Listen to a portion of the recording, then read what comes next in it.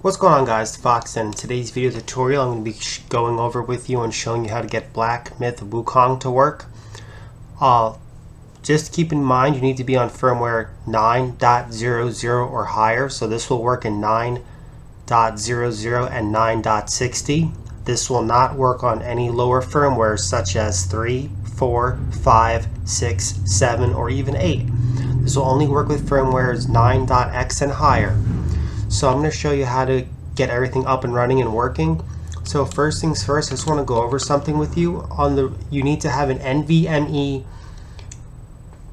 drive, or you need to have a SSD to get this to work. If you're using an old mechanical drive, this will not work and you're going to run into many problems.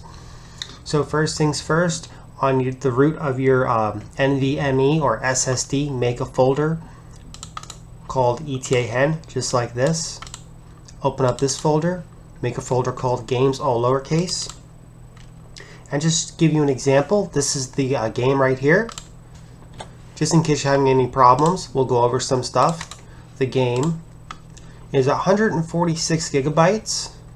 So you want to match it up to mine. Yours might be a little smaller, yours might be a little higher. It all depends on what computer you're using, what operating system you're using. Some files look different. There's a total of 163 files with 13 folders in here.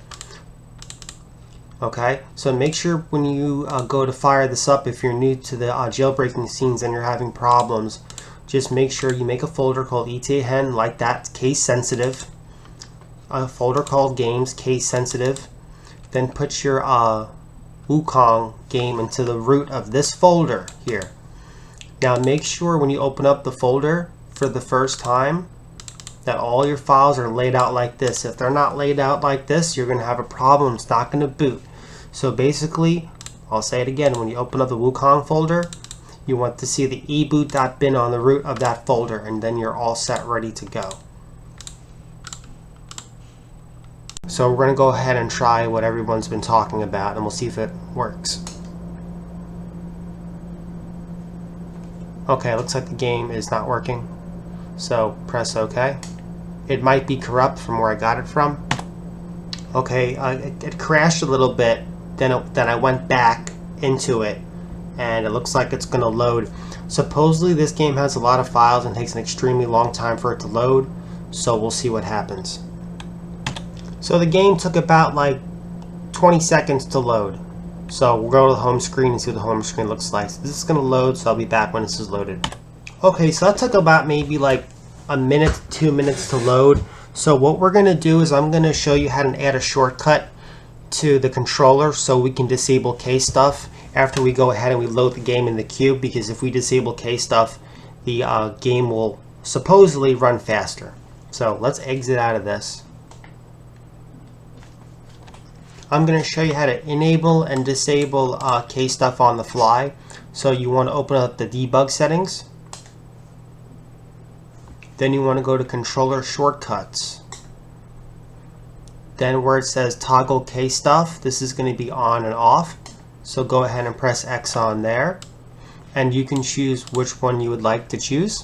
I'm going to go ahead and choose single tap share button. You can choose whichever one you would like. And see, it says single tap share button. That means it's enabled.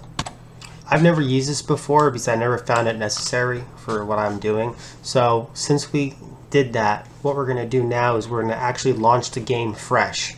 So we're going to open up the debug settings, and we're going to go into Webman, and we're going to go ahead and we're going to open up the game.